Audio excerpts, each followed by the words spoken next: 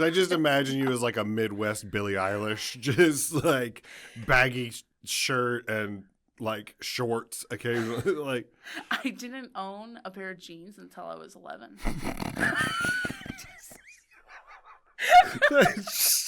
That's oh my gosh. I distinctly remember it too, as I was so upset about it. As my mom would put me in solid colored tracksuits all the time. Like that photo I posted today. Like the Adidas like Cheap Italian Walmart. mob. Oh, the cheap Walmart. The Champion brand. Not even Champion brand. Gilded.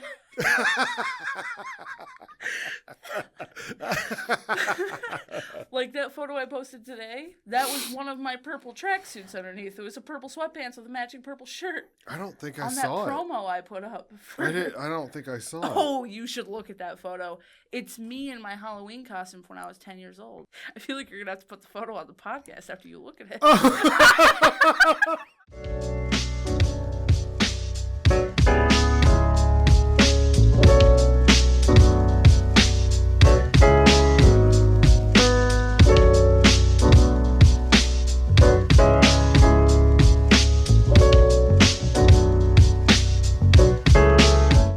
What's up, guys? Welcome back to the Best Podcast. I'm your host, Eric Russler. Joining me today is my good friend, Bri Munnich.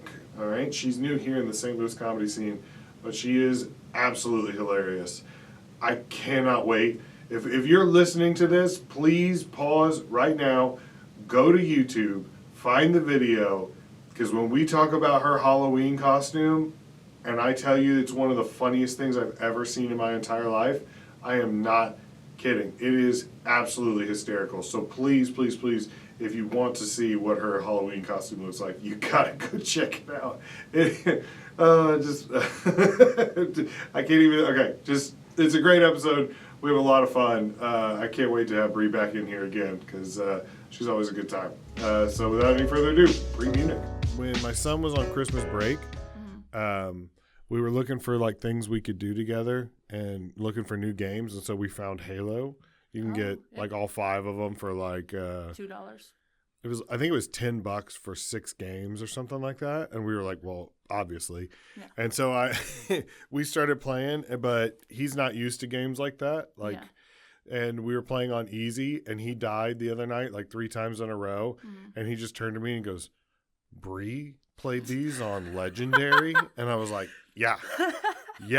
Why did you tell your son that? Because I thought it was crazy, because I was like, he was like, we were talking about the level difficulties the other day, and he was like, "What's Legendary like?" And I was like, "It's impossible. It's hard. It's so hard." And he was like, "Really?" And I was like, "Yeah."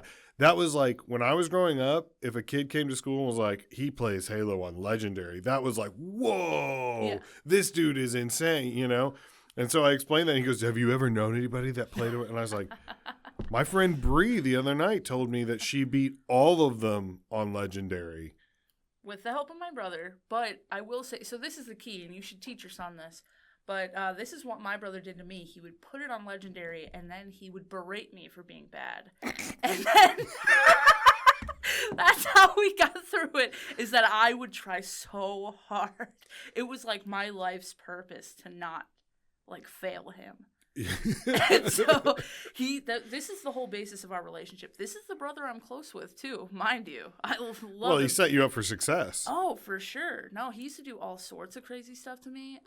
Like, well, that sounds bad, but we're 3 minutes in, Bri. We're 3 minutes in. I thought it was less, so I'm doing good. No, he did this game where he would make me do football camp. As he was a football player. And this was before I had glasses, so I was super blind. And he would take a little... Okay, keep going. He would, like, take a little Nerf football, and he would, like, throw it in the air. Oh, no. But he would take a little Nerf football, and he would throw it in the air. And then it was raining, and I would have to put my hands behind my back and run and hit it with my head before I could go inside. And it was so hard because I was blind and I was looking through the rain, and he would throw it so high. And I would just do this until I was dead. Wait, so You would play fetch with your brother. Yes. Okay. But you couldn't catch it. You just had to Hit it with my head. like a seal or like what? It was supposed to teach me head coordination. I don't know. Head coordination? No. His methods are tried and true. Look at me now. That's so funny. He Head also... coordination is...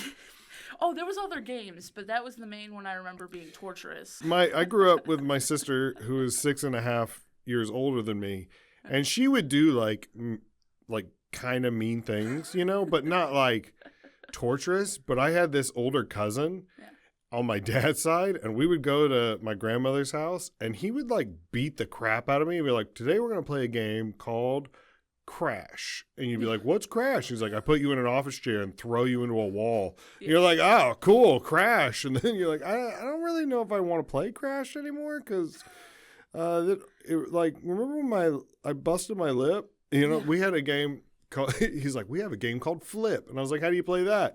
And then he flipped me and my tooth went through my lip. And I was like, my mom was like, what did you do? Like, I remember my mom being upset with me. And I was like, I flipped. So why do older siblings and like older cousins think like, oh, today we're going to play a game called Hurt the Littler One? I don't know. See, in my family, I think it was like a natural selection.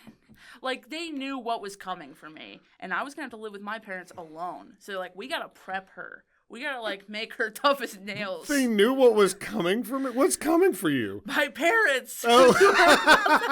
Dude, so my siblings are way older, and when I was 10 years old, that's when they all moved out of the house. So I was going to have 8 years alone with my parents. Oh, no. And they hadn't divorced yet. And when I found that out, like, I thought about that. I realized it the day my brother was graduating from high school.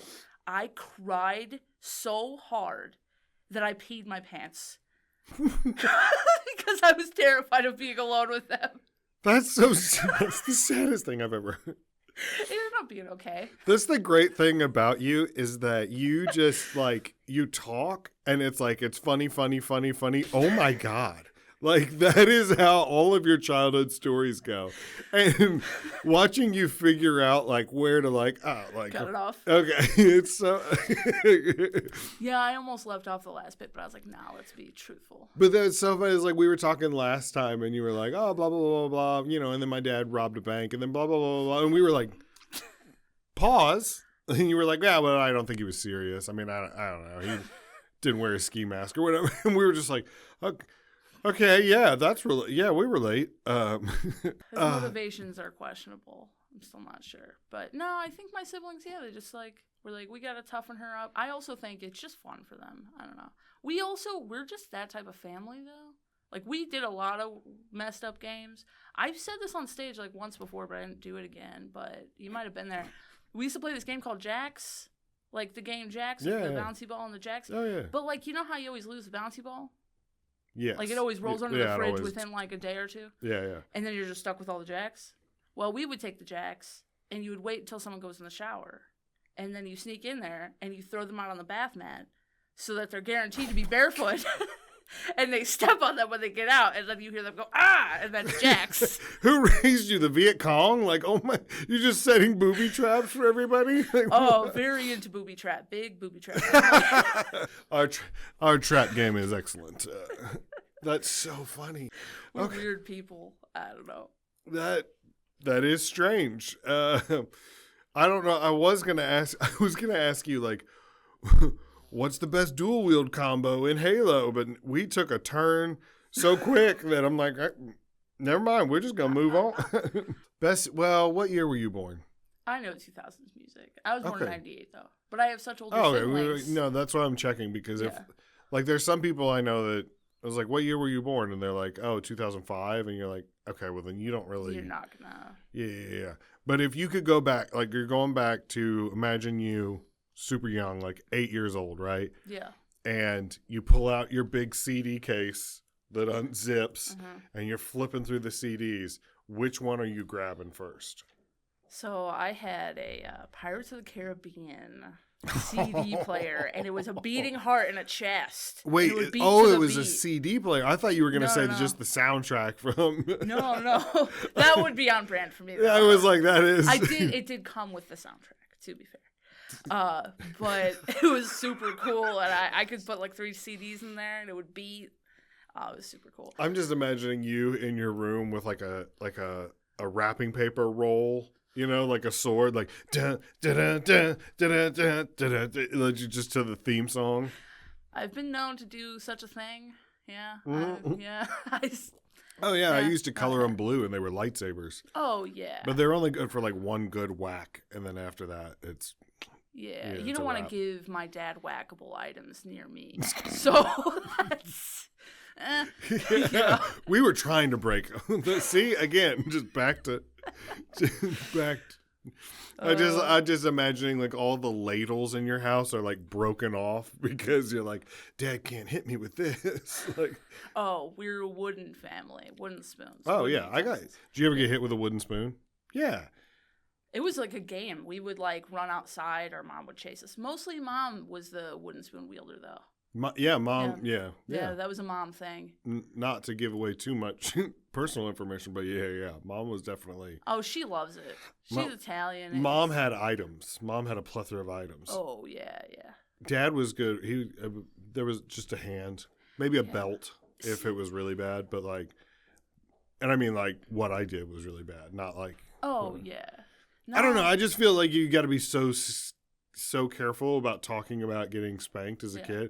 And I feel like every comic I know was like, I was absolutely beaten as a child. And I'm like, I'm sure, first of all, not all of you were beaten as bad as you think you were beaten. And secondly, some of you probably deserved it because I know you as adults and I want to spank you. Like, and Yeah. not like a weird hot way or whatever. Like, I want to be like, stop talking about porn, you know? I wasn't honestly beat that much as a kid. I had parents that were like okay with that sort of thing, but I was like a good kid. I got beat by my siblings way more than my parents. Let's be real. We used to play WWE on the waterbed. I got destroyed. We used to. The title of this episode will be WWE on the waterbed, just so you know. That's so on brand. I used to have a joke called WW Bri because I was. WWE on the waterbed. It's that paints such a picture of your house growing it was up. bad. Yeah, my parents, they had a waterbed. Their marriage was failing. We created the most waves on that bed as the children.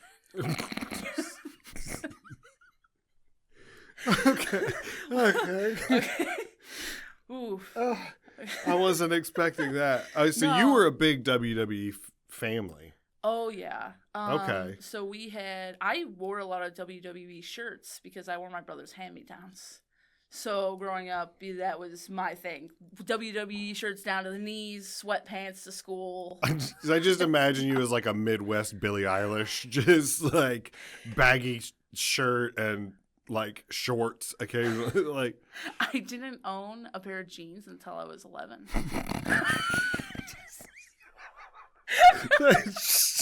that's oh my gosh. I distinctly remember it too, as I was so upset about it. As my mom would put me in solid colored tracksuits all the time. Like that photo I posted today. Like the Adidas like No, like cheap Italian Walmart. mob. Oh, the cheap Walmart. The Champion brand. Not even Champion. Gilded.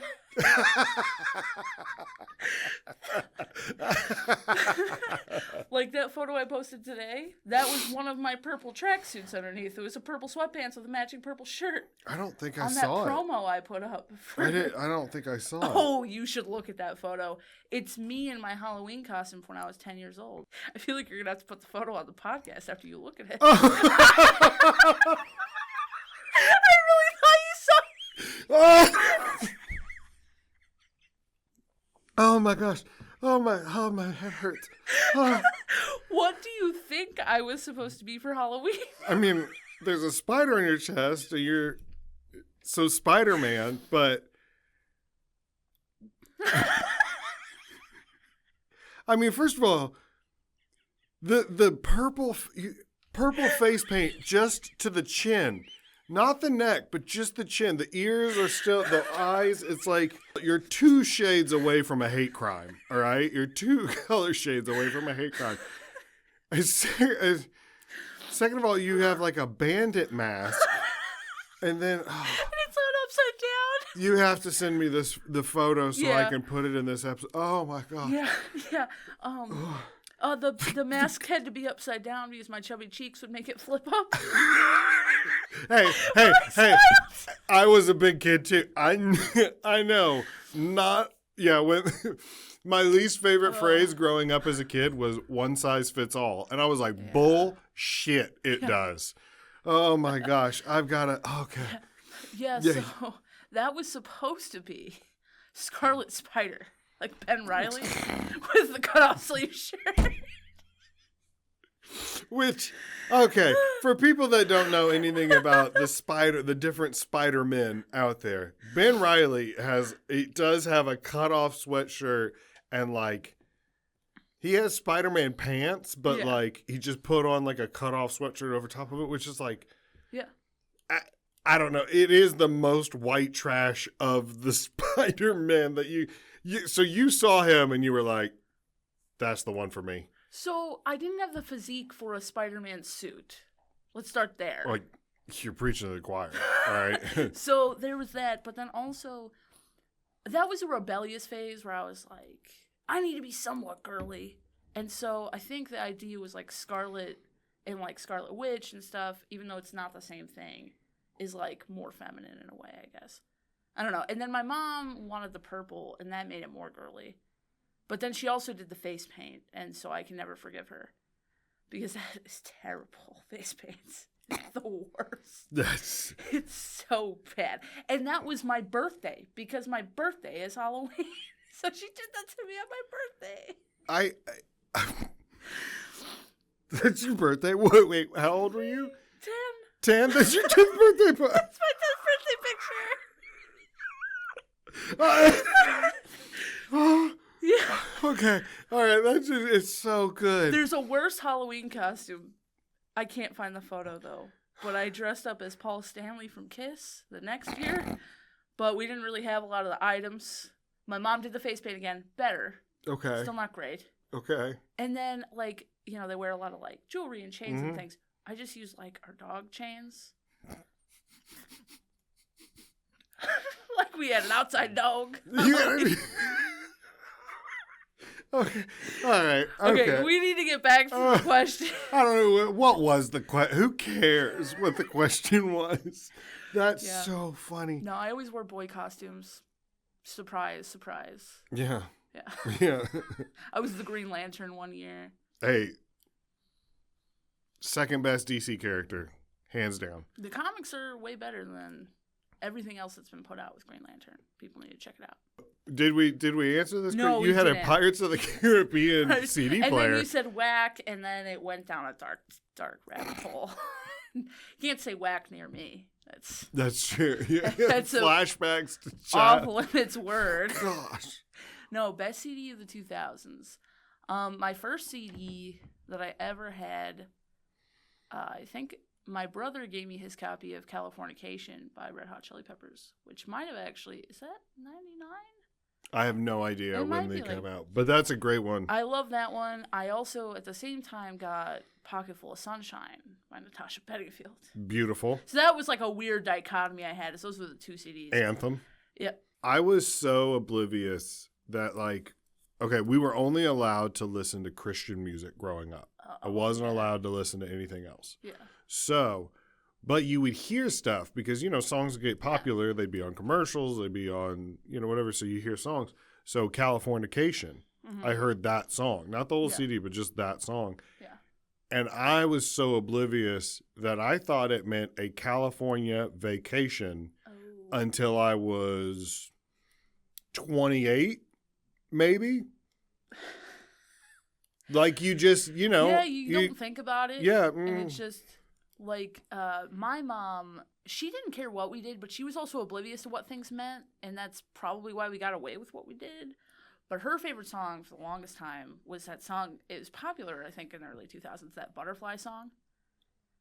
Butterfly. The Come Come My Lady. You're my sugar baby. She did not know what that song was about at all. And we were like, Mom, you can't be singing that song around your friends. Like, it's... And we also... We love the, what's the name of the CD? But we love the Bloodhound Gang growing up. One of the first bands I ever listened to heavily as a child. The Bloodhound Gang. Have you not heard of the Bloodhound No. Gang? It's just a song where you try to say as many sexual innuendos as humanly possible. That's all it is. Oh. You've probably heard it. Yeah. My brother used to sing the songs for my mom when my parents got in a fight and she was sad and do a dance. He would do a little dance for her in the living room to like the most sexual song ever. And it to made be her fair, happy. all right, in a non-creepy way, when little kids say stuff that's inappropriate, it makes me giggle. Oh, yeah. It's like, I told my kids, like, hey, don't do it. But if we're out in public, like, I heard maybe 3-year-old say the F word the other day, and I'm not gonna lie, I was like, it catches you off guard, and then you're like, you gotta be like, no, stop, you can't say that. I used to do fake curse words, like, because I thought I was clever, and my family loves it, and they still all say them. My family still says many things I used to say as a child, which is infuriating to me as a 26-year-old, because they won't let it go. But I used to say Braxtered a lot. Braxtered? Or a dumback. I was just that. I thought I was so clever. I still got in trouble for it, but that's beautiful. If my kids came up with a clever cuss word, I would be like, you're doing it right. Yeah, that was my thing. I'd walk around as a kid with a little clipboard, taking notes, putting down good lines. I started early. I really did walk around with a clipboard, but it was to spy on my siblings.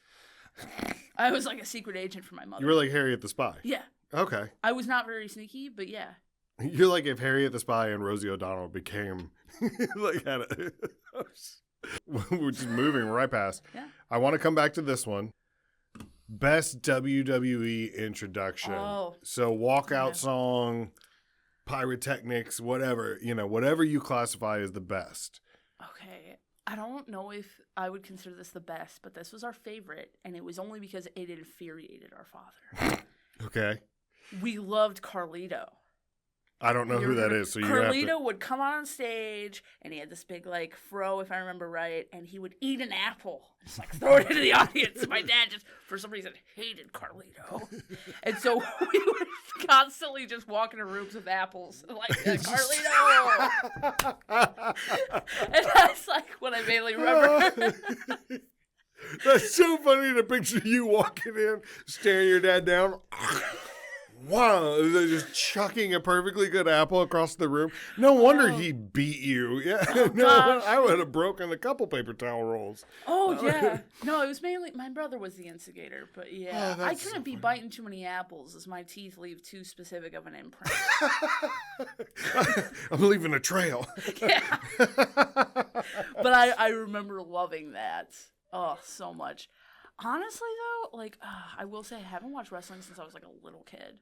But I really loved The Undertaker as a kid. Okay. Big fan. I know what he looks like, but I don't know what his introduction is. The only one that I know, honestly, is Stone Cold Steve Austin because it starts with breaking glass. Yeah. And every time people hear breaking glass, they're like, they lose their mind. And that's fun to watch for me. But I don't know any of the other ones. That'd be funny to do at is it the Jewish weddings where they stomp on the glass? It's just, I need to make a video. It just. What did you on the bride? Right after. People are just like, oh my gosh. Yeah, I just thinking about clip that on TikTok. They break it, Mazel Tov, and then the lights go low, and then and he's just and the chairs stomping down. They're doing the chairs where they just beat someone with a chair. Yeah. If the groom can beat Stone Cold, he keeps the wife. Oh gosh, no, we watched Monday Night Raw like every week. And that was like when we were like somewhat of a good unified family. That was like our thing.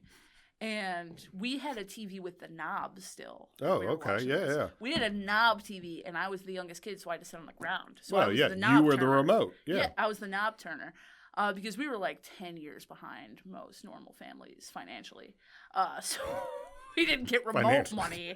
And so, well. I was like, with technology? And you're like, no, financially. Technology. I don't know. We had a computer. We definitely had a computer earlier than I would have expected us to. I remember one of the most vivid first memories of me using a computer. I went on there and I used to snoop on everybody.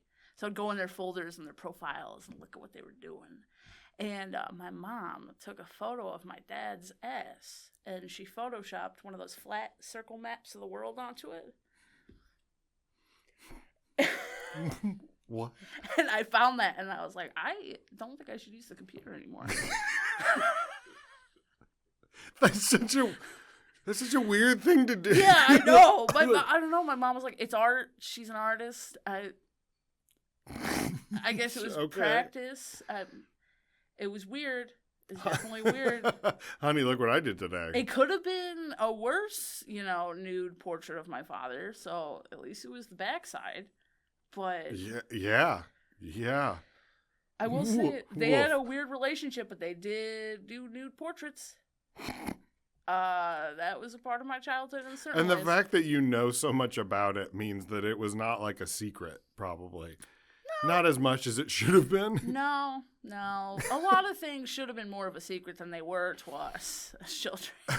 Okay. All right. My parents are just as weird as I am, if not more. So that's just my genealogy. The fact that you're just like here and dressed, you know what I mean? Like that's, I think every day you should give yourself a little credit. Like, that is fantastic. So speaking of dysfunctional parents, who is the best TV mom? Oh, man. I always loved the mom and Everybody Loves Raymond. Yeah, Patricia Heaton. I always loved her. Yeah, Deborah. I have a soft spot for that show. I've been meaning to rewatch it. It's so good. Yeah. It's so good. It really is like one of those ones it's held up. Yeah. It's called Everybody Loves Raymond, but it should be Everybody Loves Deborah. Yeah. Because Deborah is the only normal one. Like, Ray is weird, and the family is weird, and like Deborah's the only one. She's so funny in that because she's the straight man. You know what I mean? Oh yeah. And like she has to react to the chaos of this giant Italian family. It's so funny. Oh, I love that show. Yeah. That's a great answer. I never really thought about that before. I feel like I haven't watched a lot of the other sitcoms that are like a nuclear family. Mm-hmm. Never the most appealing for me. Did you watch her in The Middle? Yeah. Oh, yeah. Yeah. Where it's a little bit of the opposite of who she is. Because like on Everybody Loves Raymond, the house is always clean. She's always dressed nice. Food is always ready. Whatever. But in The Middle, it's kind of like, I am barely hanging on right now. Oh, yeah. And it's kind of cool that she got to do both. I also just loved when she was in The Middle that she was married to the janitor from Scrubs. And I could never... Yeah, I couldn't shake that. Yeah, it's just like so... But I love it. Did you put a penny in the store? When he makes the squirrel army, oh my God. I love the janitor so much. He's such an underrated part of that show. Yeah. I think. He's not my favorite, but he's up there. Yeah. Oh, okay. Well, best Scrubs character. How about that? Oh, that's hard. I always loved Turk. Yes. Turk was a favorite of mine. I actually, embarrassing-ish to admit, kind of went pre-med because of Turk. That's part of why I went to college for med. Not that but that's a more realistic depiction of a hospital to me. So not that I thought my life would be like that. One of the questions I have on here is best TV hospital. Like if you woke up tomorrow Sacred Heart. Easy. Absolutely. Yeah. They have an unbelievably good survival rate. If you look at all the episodes, they only lose a couple patients throughout the years. It's like 97% survival. The episodes where people die are the best. They're the better ones. Yes. Episodes. The best episode of a comedy is a drama. The episode where Brendan Fraser in Scrubs. That's the best episode. And Dr. Cox is like having the mental break from it. Right. That is by far. Oh, it's fantastic. best. It's that's why I think Dr. Cox is the best character. I like Dr. Cox Because a lot. he's a jerk, he's mean or whatever, but he cares. Yeah. And it's like you realize like, oh man, this dude is broken, but he's I love Dr. Cox. He's so funny, he's so quick. I mean, I like JD too, and I feel like a lot of times in a sitcom, the main person I'm a little more about. One of my favorite lines from that is when he calls JD like a girl's name, which is the running joke. He always calls him Bambi. And he calls him a girl's name, and JD's like, "You already used that one before," and he's like, "I don't care." And then his inner monologue goes, "Damn it!" Like that. It's so funny because he's like, shit. Honestly, there's not many characters in Scrubs I don't like. Like even some of the more obscure. Like I love Hooch. Hooch is crazy. I could do without the Todd. Oh, the Todd is kind of stupid. The Todd. Yeah, he's there. He provides a role, but maybe a little less Todd. Yeah. Or give Todd some layers. And even the Chief comes around, especially in the later seasons. Yeah. Like, I love the episode where he's reading Harry Potter after he's retired, and if you tell him the ending, he draws the Harry Potter glasses on your face in Sharpie. It's so funny. It's like, if you ruin the ending, and then they cut, and then somebody's got it. That's so funny. Best type of donut. You're a big baker? Love. This is where the dumpster conversation came from last time. Okay, so it's so hard to remember which questions I have and haven't asked guests before. To be fair, I didn't really answer what's the best type of donut. I just said I make donut bread pudding. Out of dumpster donuts. Dumpster donuts that would be a great bit about you know what I mean, like instead of Dunkin' Donuts, be like, you guys, you've had Dunkin' Donuts. Try dumpster donuts. Eventually, I'm sure something will come to me, and I'll have to do that on stage. I have to do more about me cooking for sure. You could even sell them, like if you had one of those dumpsters that has like the slide on the side. You know what I mean? Like that's your like, or you sell them out of the back of a garbage truck. That would be. I would. No. Okay. No. All right. It'd be funny. It's just like. I go far for the bit. That's a little far. That's a little far. That's a little far, even like, for Eric, me. We're talking about $60,000 to buy a dump truck and be like, yeah, but it would be funny. Sometimes when I am having a bad day, I look at food trucks on Facebook Marketplace, and then I'm like, today's not that bad. This was a failed dream. That's when you see a food truck for sale on Facebook Marketplace, you're like, I got them on alert. Someone gave up. Yeah. Nobody wanted the Brussels Sprout Express, huh? Like, I don't know. It's so, especially when I still was working like my demanding horrible day job. I used to look at food trucks at least once a day. Yeah. Abandoned food trucks. I've thought about it, and I don't even cook. Yeah. Have I ever told you my idea for a restaurant? No. Imagine a Subway, but for mac and cheese. Oh, they have that. Oh, well. It's a TikTok thing. For real? Mm-hmm. It's a big deal TikTok thing. You got to get on there. I'm on there. I just throw things and then you remember that night I took my phone, I was looking at TikTok and I looked at you and I go, make us friends. Yeah. And then you were like, what? And I was like, make us friends. I don't know what to do. And you were like, okay. That is how I've realized I'm officially not young anymore. Yeah. Is because every time there's an update on the phone, I don't instantly figure it out. Yeah. I mean, I don't either. But part of that is because I get annoyed with updates. I'm like, I liked it how it was. But, okay, so the iPhone updated and the pictures app where your pictures are stored, that changed. Mm-hmm. You know what I mean?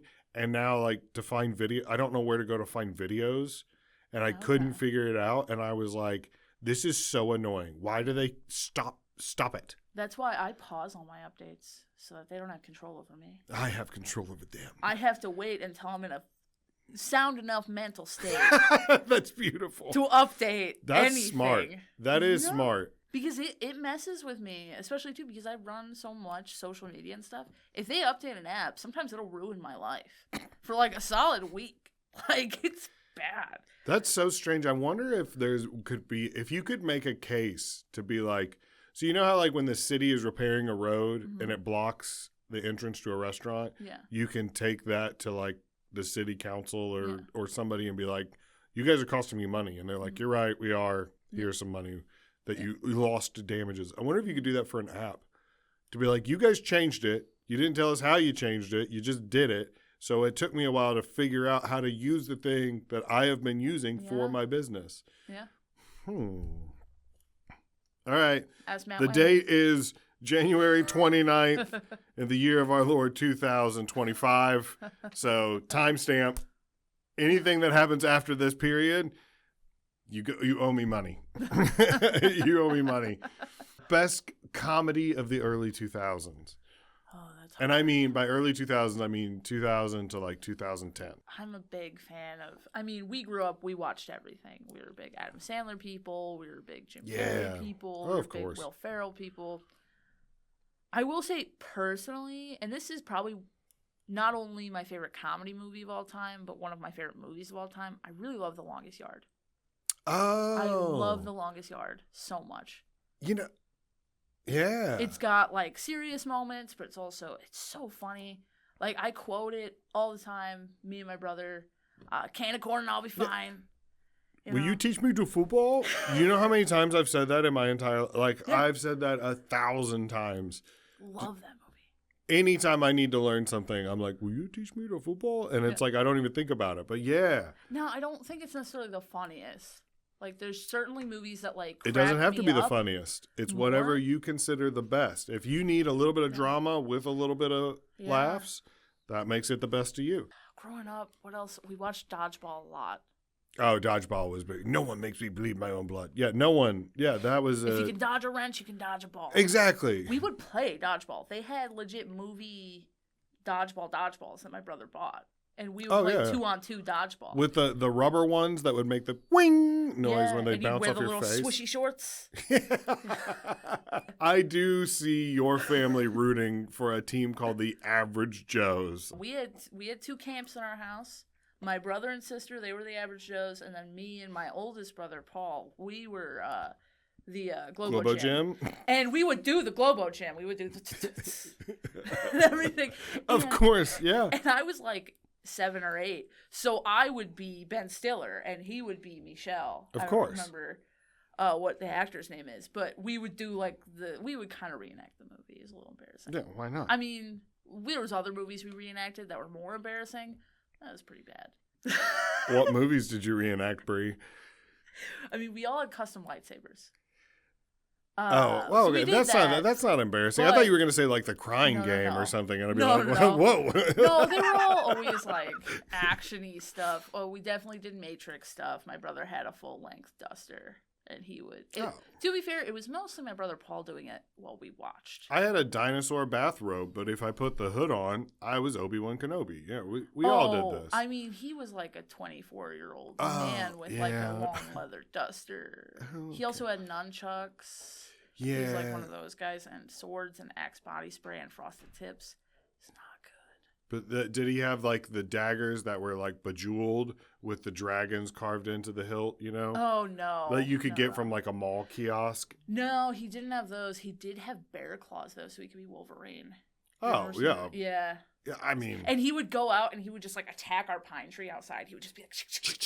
Of course. Just by himself as like a 24-year-old man. Well, what are you going to do? If you have Wolverine claws, what are you going to not scrape a tree? You know what I mean? It's just funny to watch from a window. Oh, I'm sure it's hilarious. I'm not saying I wouldn't laugh.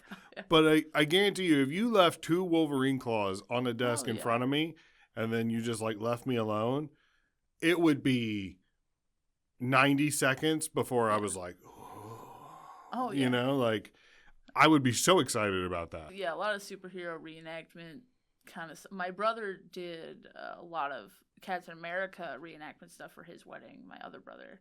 For his wedding? He did like photos where he had a cap shield and he got Photoshop done, so it looked like people were shooting lasers at him and stuff. Yeah. I mean, hey, and he like had all of his like his groomsmen like pose like superheroes and stuff. All of my groomsmen got superhero t-shirts to wear under their suits, and I wore my Marine uniform, and I was wearing a Batman shirt underneath it, and I have a photo of me doing this, and it's got the Batman logo. Yeah. Yeah. So I can't. That is. I have that shield over my bed now, which is a weird thing to say. So the thing your brother used to protect his virginity is now over your bed. His virginity was long gone. Was it? No, Oh, just no. I'm kidding. No. It's a joke. Have you ever taken the Rice purity test? Have you ever heard of What? this? So Rice University put out this test. Never even heard of Rice University, but go on. Rice University. It's where they make all the rice. No. Yeah, I was about to say. No, it's It's like in Nolans. It's next to Zatarans. Uncle Ben is the chancellor. The Dean, Uncle Benjamin.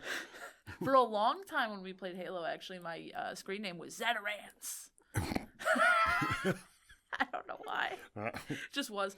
But Rice University put out this test. It's called the Rice Purity Test. And it's got 100 questions, and they're all about, like, various taboos you could do.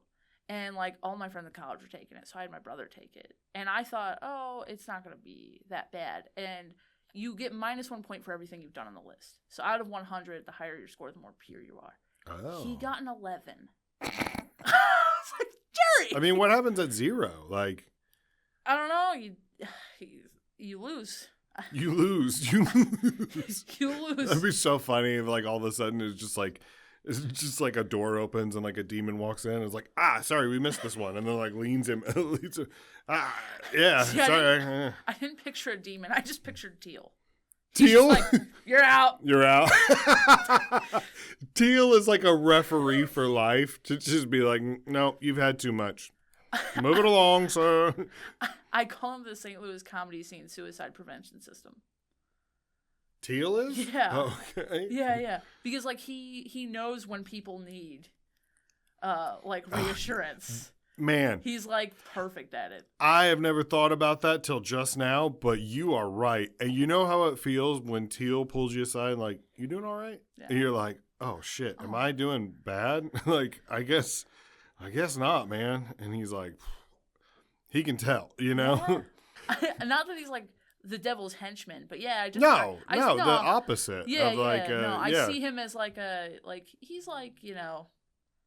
just one of those trusted advisors, you know?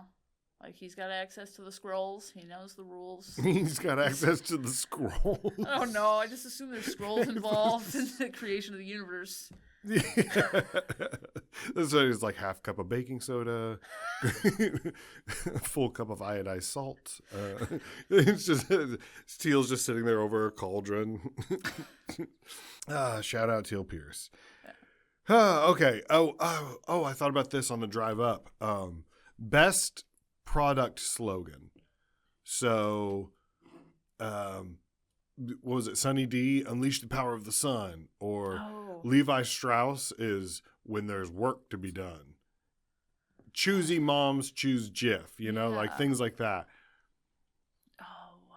I don't want to influence your decision, but if you're having trouble thinking of one, let me tell you mine. Okay? Okay. My favorite, one of my all-time favorites as I was thinking about this, that's the Power of Pine Sol, baby. That is such a great slogan. Do you remember those? Yeah. The Pine Sol commercials, and you do. had the slightly elder black lady, and she was so funny. Like, she was just the way she was like, that's the Power of Pine Sol. I was like, do you know how many times I've thought that when something hits my nose and I'm like, what is that? And I'm just like in the back of my head, I'm like, that's the Power of Pine Sol, baby. Like, that's one of my favorite things to say. When anybody's like, what's that smell? Just be like, that's the Power of Pine Sol, baby. Like, I don't think about Pine Sol a lot. Apparently it's rooted in there. I don't know what. I mean, Pine Sol does have a very distinct smell. Maybe, yeah. Maybe so we find out like a... I was beaten in a school bathroom or something like that, and that's all I could smell, and so now it's just in there. I went like, what? Oh, that sounds like a me story. That's not good. Well, you're a scientist, so do you ever think about that? Like, why our brains attach themselves to certain things? Oh yeah, no, I think about like. Because the other night you diagnosed somebody's neurological condition because they were like, one time I was driving and I got a little dizzy, and you were like, you might have a mass between your occipital lobe and blah, blah, blah, blah, blah.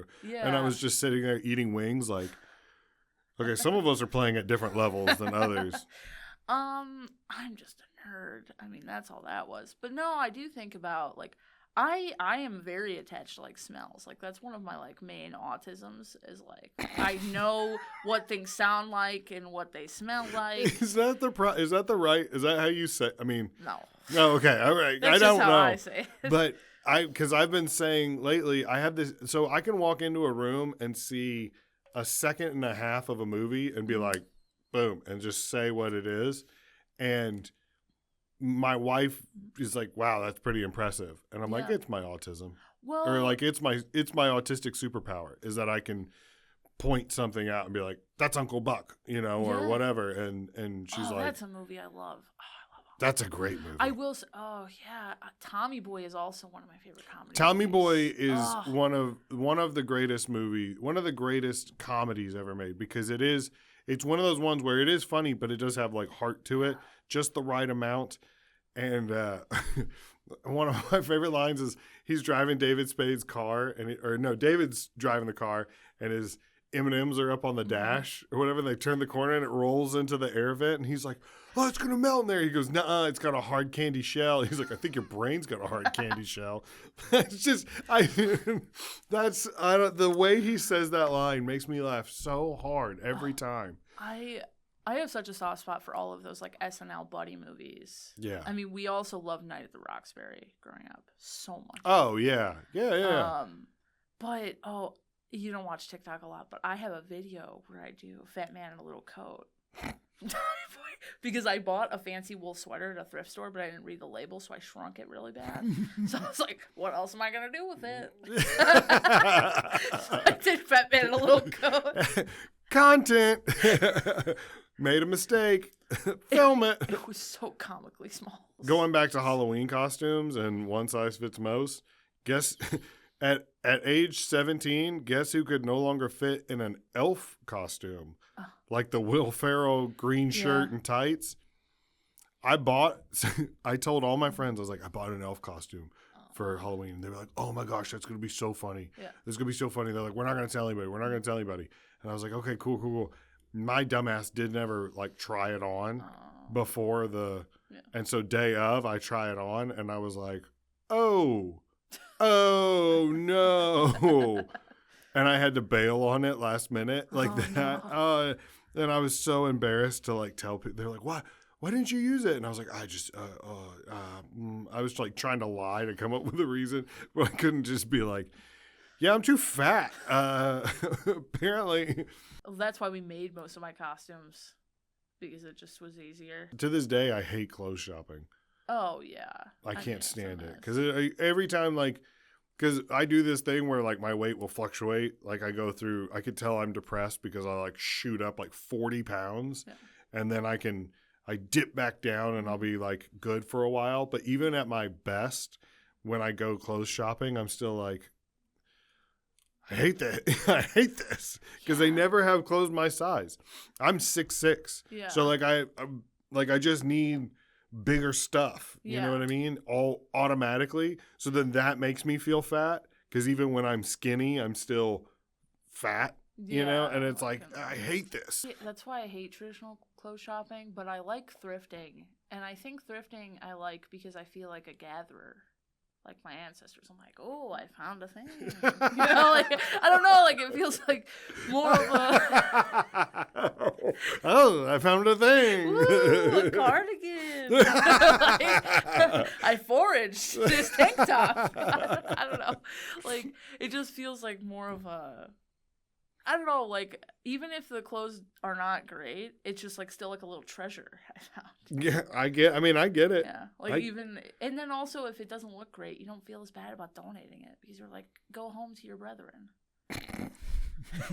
Go home. Thank you for your service, and then send it into the world. My mom told me that she was having trouble, after my grandmother died, she was having trouble, like, clearing out some of the stuff and, like, what to get and what to keep and what to get rid of. Mm-hmm. And she said that someone told her, you just look at a thing, say, thank you for your service, and then throw it out. Mm-hmm. Because it's like, you know, then it kind of like releases that of like, hey, I thank you for what you did, but you are no longer needed, and then thrown out. And then she told it to me, and I go, Mom, you realize that as a veteran, That's the number one thing people say to me is, thank you for your service. I'm like, so is that what you're about to do? Is like throw me away like I'm a used lamp? God. Yeah. I'm the worst about throwing stuff away. I know. Almost everything I own is inherited. It's funny, every time my brother comes to my house, he's like, it's like me in my 20s because it's just all of his stuff. And he's like, this is so weird. It's like experiencing my life 10 years ago, and it's sad. And I'm just like, yeah, it's all your stuff. Like, give me better stuff. Well, I have a conspiracy theory that, like, Disney created Toy Story just to, like, warp the minds of every generation of kids into keeping their things. Okay. You know what I mean? Because watch Toy Story and then try to get rid of stuff. Yeah. There is a part of you that's like, I can't throw this away.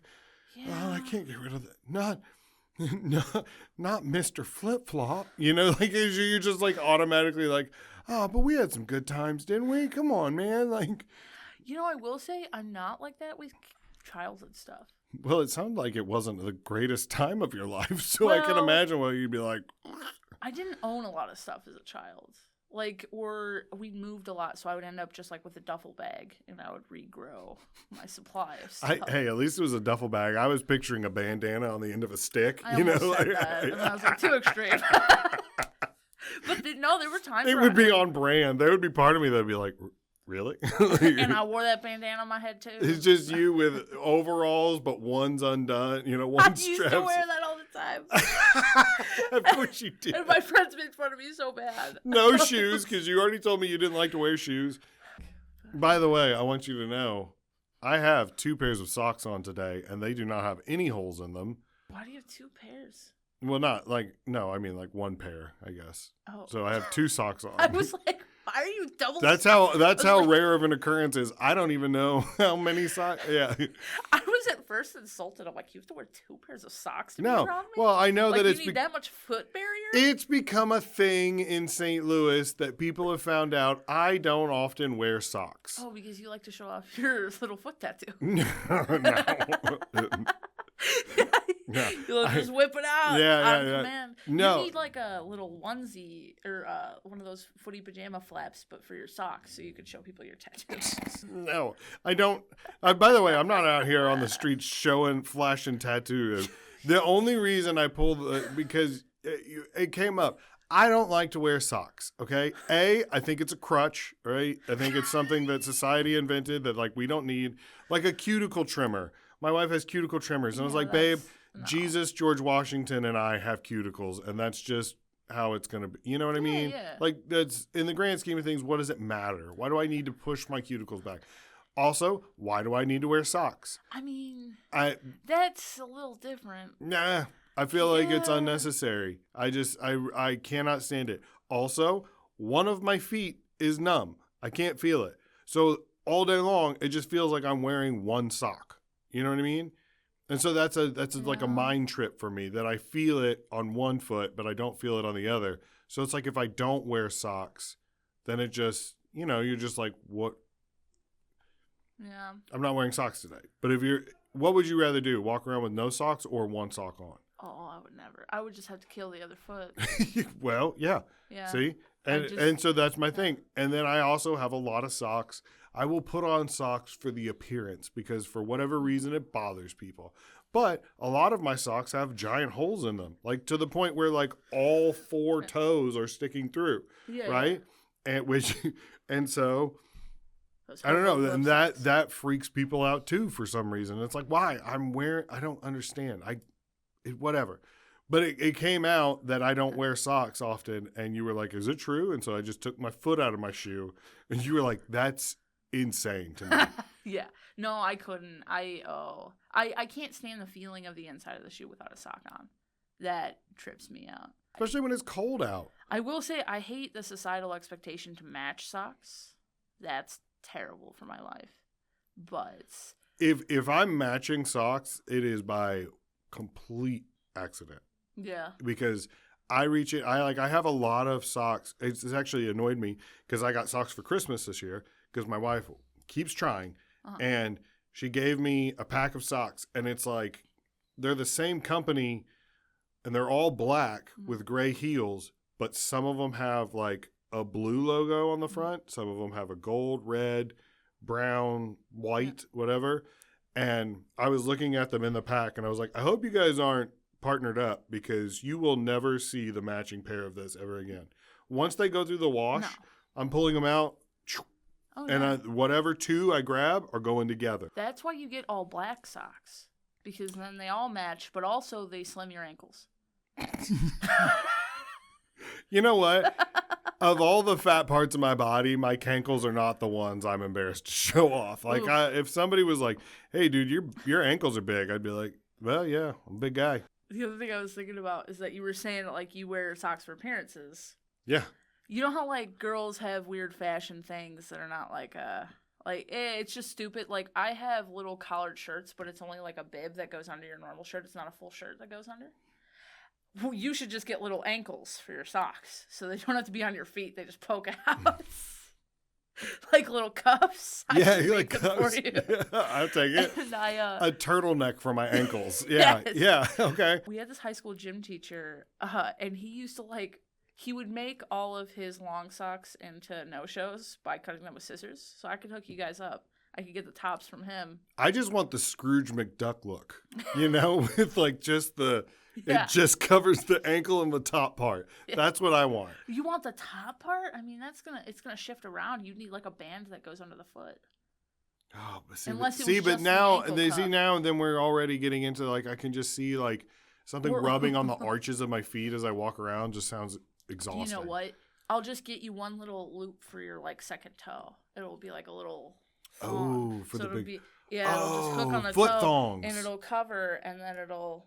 And even when it's cold outside, I wear flip flops. Like my son and I walked into a restaurant the other day, and the lady was like, it was like 2 weeks ago when it was 3 degrees outside. Yeah. She's like, "Aren't your feet frozen?" Mm-hmm. And I was like, "No, I can't feel one of them, so whatever." Yeah. And it's like I'm going from the car to the inside. It's not like I'm hiking up a mountain. You know what I mean? Like I will say sometimes I do that stuff. Like I wear like slip-on sandals even in the winter. Oh yeah. And like when it snowed a lot the other like week or two, I like went out to my car in those, and I got so much snow in my feet. But I was like, it's probably good for me. Yeah. This is something the health freaks. It'll rinse it off too if your feet are a little like. Oh well, I was in socks.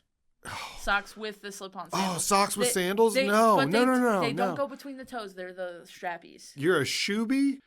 Yeah. There's a photo of me as a child with socks and sandals that is absolutely atrocious. That sounds so bad. And they're the jellies. Oh, yeah. You know what? Everybody. Dude, jellies walked so Crocs could run, okay? They were so bad. They were bad, but everybody. And I was wearing the little lace socks. With the lace around the little frill around the tops. My mom loved me to wear the lace frillies. Of course you were.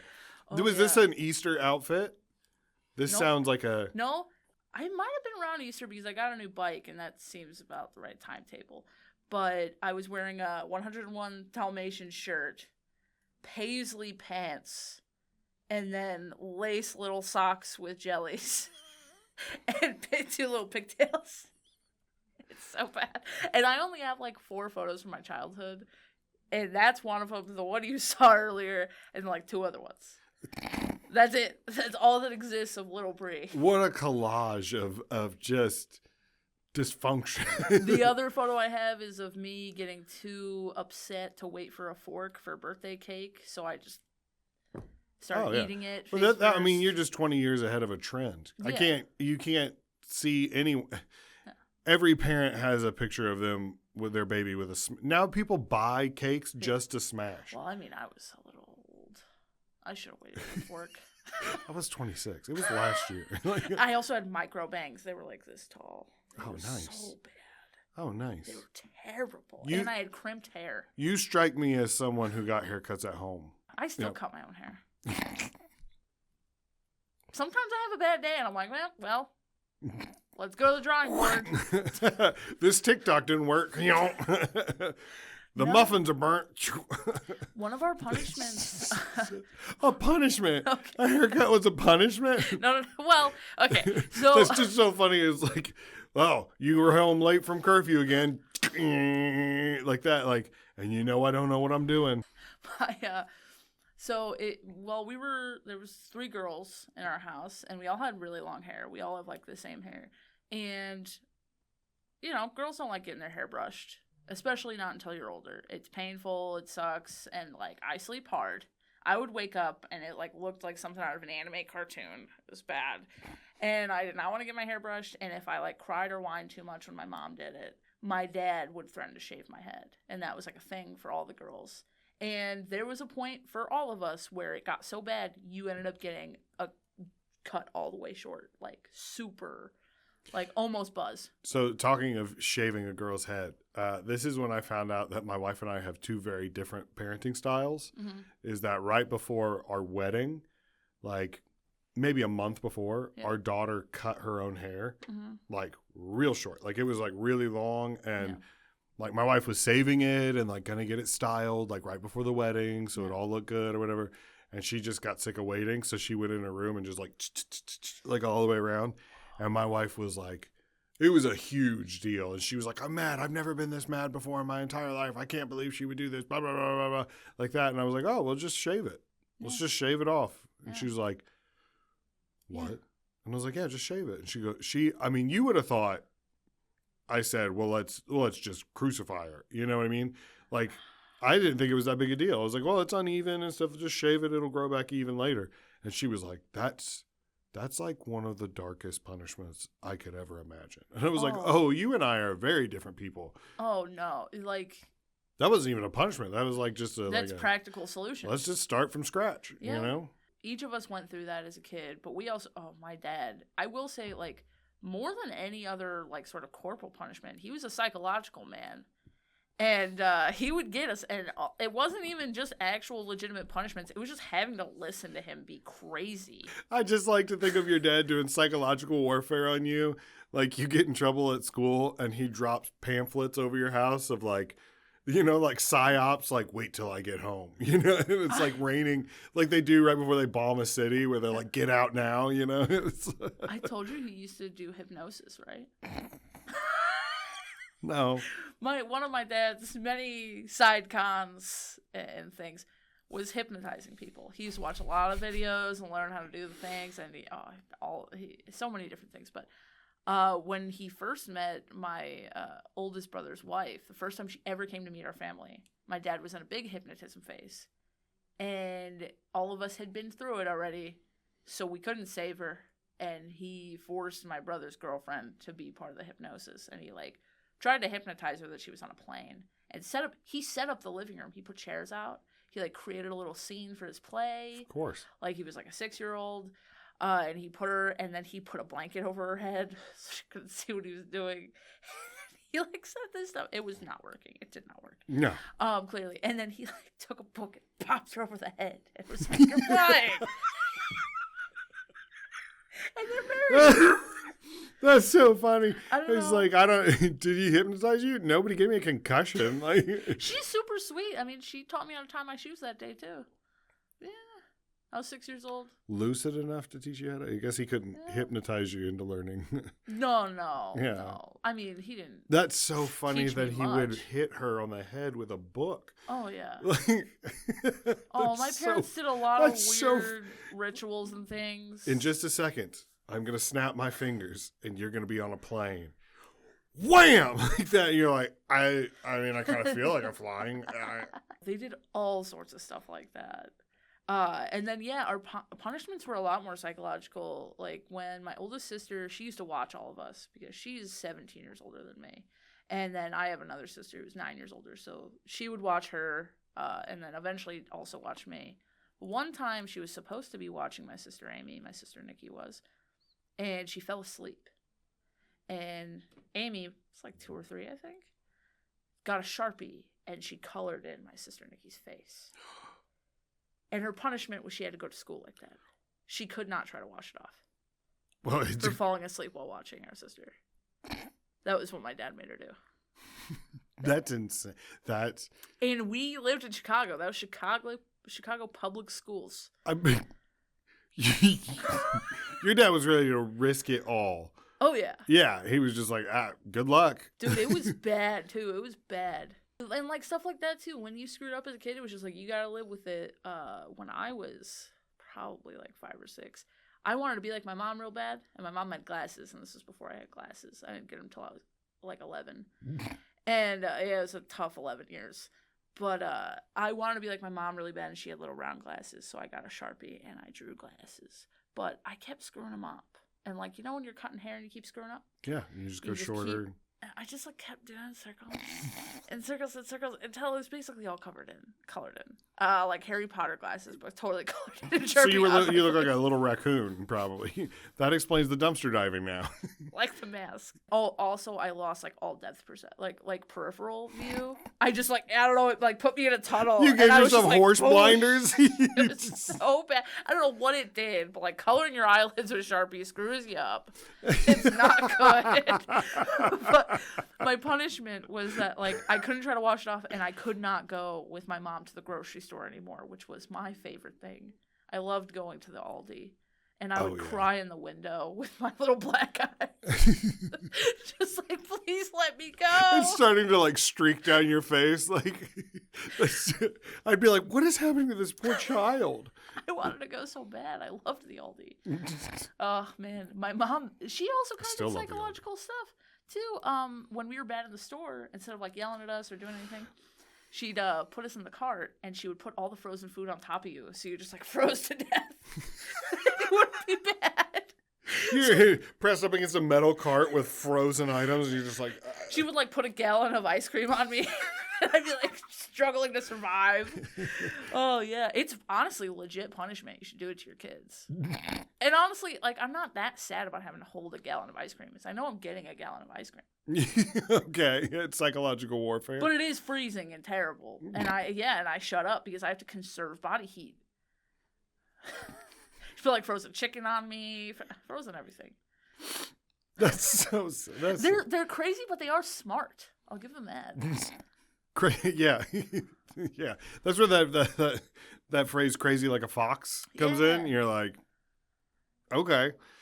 So I was gonna ask one more question. You kind of we haven't done like any questions. I know, but it's perfect. That's exactly because I know when Bri comes on, you can try and steer it, but after a while, you're just like, let's just hold on and let it ride. So I don't take this the wrong way, but you strike me as a musical person. Are you not? No? No. Really? I don't like them very much. Okay. Yeah. I've seen Wicked in New York. Okay. I did like that. And I do like them, but I meant like musical movies, but I guess, yeah, they are mostly started and as Wicked plays. just came out. Yeah, like, that's me. I don't know. It's just like, I would like musical movies more if there was some dialogue. Yeah. It's like too much. It's too much. I also don't really like musical soundtracks. I also think I might just be sour on musicals because the amount of guys that I have been interested in who I have then found out were super like into musicals and very gay is an astounding amount. And I think now I'm just a little bitter. Hey, that's a stereotype. Is it? You look at me like, is it though? It's a good indicator.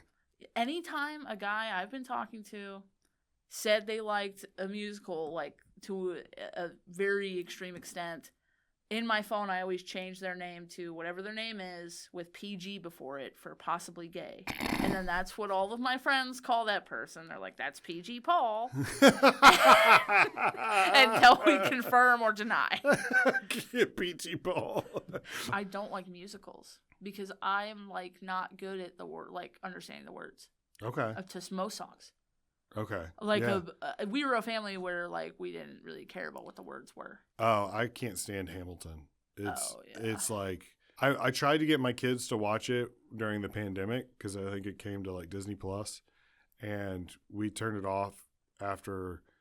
I think we gave it like 45 minutes, and then I paused it, and there was still over 2 hours left, and I was like, "Well, this is insane. Yeah, who has time for this?" Yeah, and I turned it off, and then My daughter got into it recently, and she wanted us to watch it one night, and like we were watching it, and I just was just like, I can't, Yeah. I can't do this. Yeah. It's like when someone tries to explain the rules to a card game. Yeah. Oh, I mean, we're big game people. Yeah, I'm sure you're a Uno champion, aren't you? Oh, we don't play those kind of games.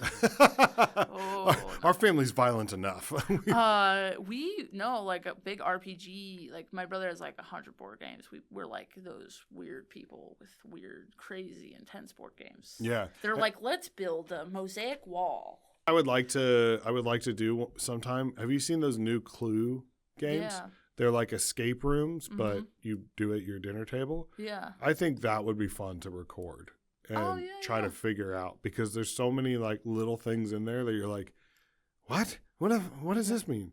I think that could be fun. I will say I do not understand escape rooms. I love escape rooms. Oh, you fucking would. I love escape rooms. Oh my gosh. It is so infuriating to me that somebody would pay $40 to get locked in a room and have to interact with others to get out. It's just That is the autism in you. Oh. I can see how that would be a nightmare for if someone who's like, I hate social interaction and I hate confined spaces. And it's like, we took your two worst nightmares and put them together. Everyone I've ever gone to is horrible. Every room I go in is an escape room. I'm just trying to escape that room. Every room. Elevators, that's an escape room. It's terrible. You don't like you're not an elevator person? No, especially if there's someone else in there. If I'm in there alone, maybe. I like it. Okay. Sean O'Brien hates elevators. Yeah. I don't know if you know that. Because like when he came and did the podcast at one time, we were going towards the elevator and he goes, ooh, what floor are we going? And I was like 9. And he was like, okay, all right. And I could tell like he was not comfortable. Yeah. And I was like, oh man, I'm sorry. I didn't even think about this. I will say I'm more scared of escalators because I'm always afraid I'm going to catch something and I'm going to flatten like a pancake underneath, which I know is not. When I was like 4 years old, there was an episode of 911. I don't know if you remember that old show, 911. And there was a story about a kid who didn't lift his foot on that last one and it sucked him under and he was trapped in there. And I mean, when I say nightmare. That anxiety, when I watch people, like sometimes my kids will be like, let's see if we can keep our feet flat and then like slide onto the platform. And I'm like, don't do that. Don't do that. You're going to get sucked in. Like there's like I don't know. I feel almost as nervous stepping onto the escalator at Westport as I do stepping on a stage at Westport. About the same amount of anxiety for me. I can see that. It's about timing. You know? Yeah, it's just that I have to be looking. But once I get over that step, I'm all right. When I see people that have pants that are like baggy and tattered on the bottom, I'm just like, what are you an idiot? Yeah. You're gonna get caught. Like that's how they get you. Yeah, but that's also how we survive if there's a running situation. Oh well, yeah. Also, so let them do it. No, I do believe in natural selection as well. 100%. So it's like if you want to. That's why I like to hang out with people with canes. It's the only people I'm out running. I did have a lot of cane friends in college. I just see you and Tiny Tim going camping in bear country. You know, you just kick the crutch out from under him. Peace, Timothy. I'm out. It's the only way I'm out running anybody. But also people with canes, they got swagger. They're cool. I don't know. They're swagger. They're cool. Yeah, they're cool. Like I had a friend who was a vet. I worked at a car dealership with him when I was in college, and he fell off a mountain in Afghanistan. You worked at a car dealership? Yeah, for I years. also worked at a car dealership. What did you do? Toyota place as the reception. Okay. Like check-in lady. Yeah. For like the oil change garage part? No, or like... for the showroom. Oh. I was the showroom lady, and I did the announcements over the intercom. You know what's weird is that front of house in a car dealership is a lot like back of house in a restaurant. Yes. Where you got some strange characters. The front of house in a showroom is. Oh yeah. You got some characters. Oh yeah, I've got a lot of stories from those days. Oh yeah. And that's when I went to the Christian college and I worked at a car dealership just down the street. And a lot of the other Christian kids worked there, and it was just like it seemed like it should have been a sitcom. Like man, there's a lot of yin and yang there. Yeah. In your life. Oh yeah. I was buddies with the two vets who were like the black sheep salesmen that nobody else liked. So we were like a little Three Musketeers group. Yeah. We would play Magic the Gathering when there was no customers in the showroom. at my desk. And they also held my 21st birthday party because I went to a dry college. So we had a rager at the one guy's house. Nice. And his whole family was there. Oh, fun. And I just brought like 100 people over. Hey, babe, this weekend, yeah, Bri's gonna come over, and we're gonna throw a rager. And it you was when they moved, so like they had just moved, so there was no furniture, so it was like a real frat party, real frat. And we made like 100 Jack's pizzas. We were just slinging Jack's and slinging Jack's pizzas. I did a beer bong of Jaeger.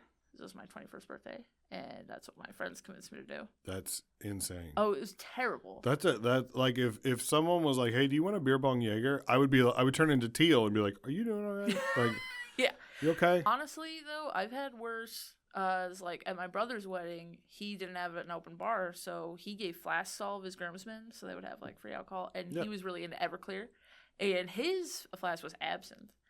Oh yeah, crazy.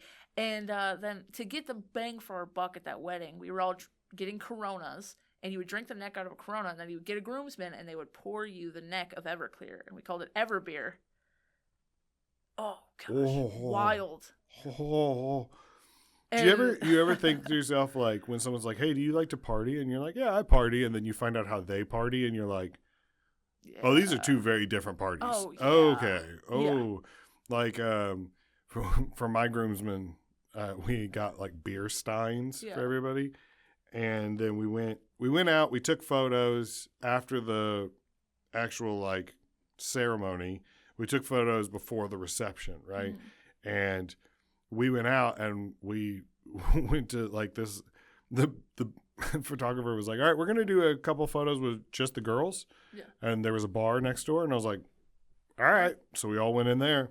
And my brother-in-law is from Australia, and my buddy ordered a shot of Rumpelmans for everybody. Oh. And so we all did Rumpelmans, and he was like, "This is good. What is it?" And we were like, "It's schnapps." And he goes, "What's schnapps?" And my friend Roby looks at him and goes, "Oh boy." Yeah. We ended up a couple more shots of Rumpelmans later, and it did not. He didn't quite make it into the reception. He almost made it, not quite, but that's okay. Yeah, he had to crash out in the bridal suite for a little bit, but that's all right. That always happens. He bounced back. Yeah. He rallied. Oh, you want to plug your social media and any shows you got coming up? Yeah, you can find me at Bri Munnich Comedy everywhere that matters, and I've got several shows coming up. I've got shows this weekend, which this won't be out by then, but I'm hosting for the first time at Westport. So that's going to be fun. I'm hosting for Eddie Gosling, and then I will be back at Westport for the funniest competition on the same night as Eric. So we're no longer speaking after this comes out. Oh, I forgot. Yeah, we're on the same night. I'm hosting a special Valentine's Day show on Valentine's Day over at the Munzer Brothers Art Foundation, which is in Soulard. We run a open mic there that I co-run with my buddy Nick Farner. And we're also doing his bachelor party on the 21st of February there. I'm going to be on that. It's all single people. And he thought it'd be funny to make me be on a bachelor show. So I'm going to do that. And then I'm opening for Dan Alton, who's he's a local touring guy on the 26th of February. I know Dan. He's very funny. Yeah, he's very cool. He's super nice. Yeah. You also run the STL Comedy Central page. Yes, I do run that page. So it's a page if you're into comedy. It's a place where we plug all the shows and open mics and things going on and help you keep up with local comics.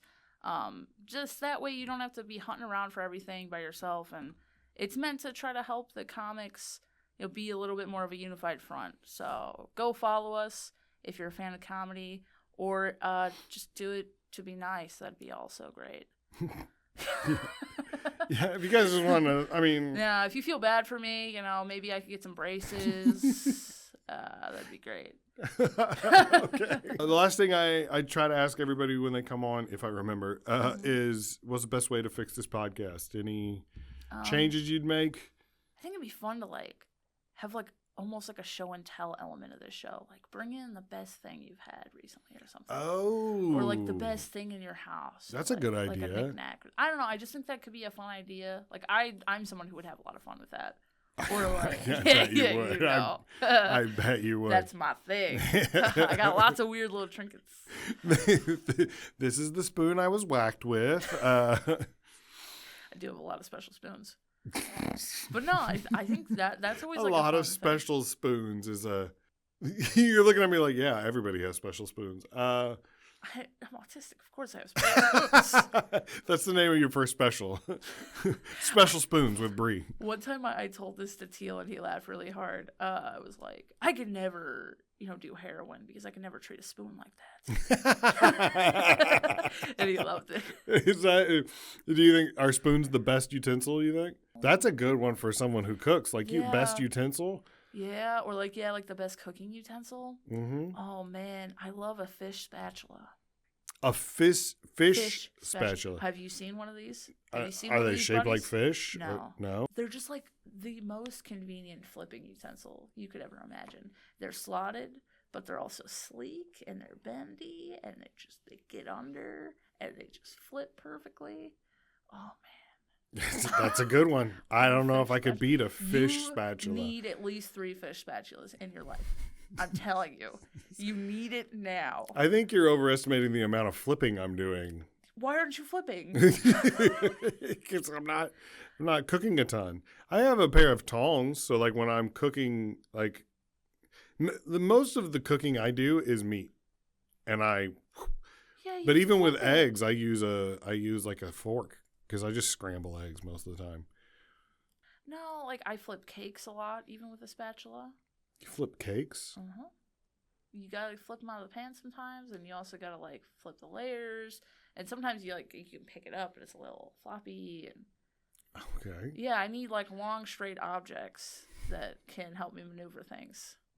It's an important aspect of my life. Did you hear that, fellas? She needs long, straight objects. Everybody. Oh no, fish spatulas are good. I also like a chopsticks. Which is weird. The fact that you were like, I like a chopstick. It was like chopsticks. I like it. Ooh, I like it a lot. I just do. I had a phase when I was a kid where I would only eat anything with chopsticks. Soup was a no-go for me for a long time. I ate cereal with chopsticks. I ate ice cream with chopsticks. I ate everything with chopsticks. It was just a thing I went through. That is. I used to steal chopsticks from restaurants all the time. I would just put them in my pockets. Yeah, I don't think that's stealing. I think they're just like, yeah, you can have. I mean, I felt bad about unless they're like the not wood, like polished, painted ones. But if you're talking about the kind that you just like break apart, yeah, that's not stealing, Bri. That's I felt bad. I don't know. I felt bad. I have giant chopsticks for cooking now that I used to cook in a wok. So they're like this long, and they. Okay. They're so fun, man. And with that.